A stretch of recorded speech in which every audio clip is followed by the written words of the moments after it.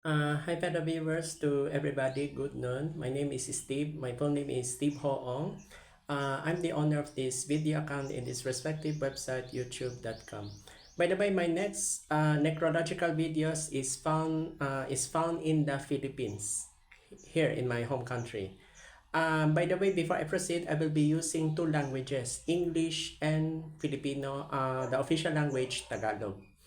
To all viewers who know this person, this is male, Filipino business leader. He is a male, lalaki. If you know this person, I'm referring to Filipino business leader Dominic Edgard Angeles Cabangon, or known as Dominic Cabangon, the chairman of ALC Group of Companies. He's the chairman. He just passed away itong Sunday, March 8, 2026 at age 61. I already checked the details. He was born on April 9, 1964. Ang parents niya po ay si Mr. Antonio Cabangon Chua, yan ang father. Siya po yung Philippine Ambassador to Lao, which is now Laos, yung sa Southeast Asia. Ang mama niya ay si Bienvenida Angeles Cabangon. Siya po ang mama niya. Sila po yung may-ari ng Aliw Broadcasting Corporation, yung Channel 23. If you heard the Brown Madonna Press Incorporated, sila po. If you heard that newspaper, Business Mirror, yung tabloid Filipino Mirror, sa kanila po ito. He died at age 61. Siya po yung nag-lead ng Diversified Group Conglomerate, itong ALC Group of Companies. Lalabas yan doon sa description ko. Sila po yung may-ari ng Philippines Graphic.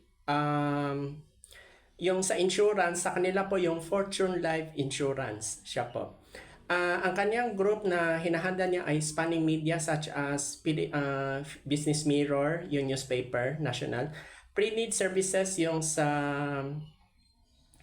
ano ba ito, yung sa Memorial, yung Eternal Group.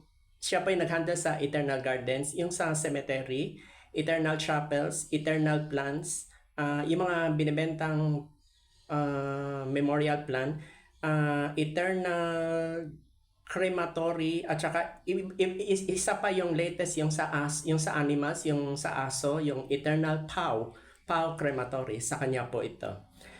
Siya po ay isang haligi ng Philippine media. Yan po ang importante. Sa family background, he is survived by his wife Sharon Tan Cabangon.